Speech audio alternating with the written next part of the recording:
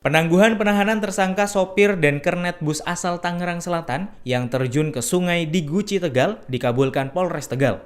Romyani, 56 tahun sopir bus, dan Andri Yulianto, 44 tahun kernet bus itu keluar dari ruang tahanan Polres Tegal Selasa 23 Mei 2023. Keduanya disambut keluarga dan tim Hotman 911 selaku pihak yang mengajukan penangguhan penahanan pada Kamis 18 Mei 2023 lalu.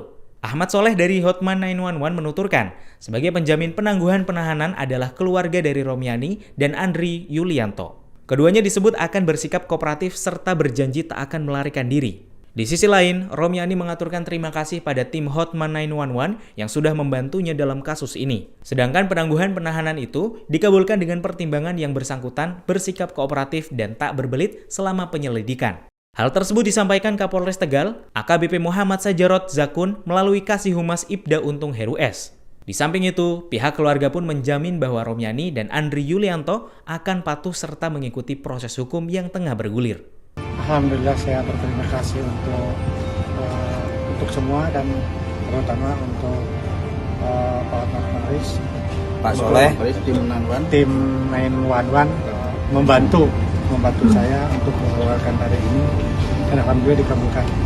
Terima kasih. Nanti saya mau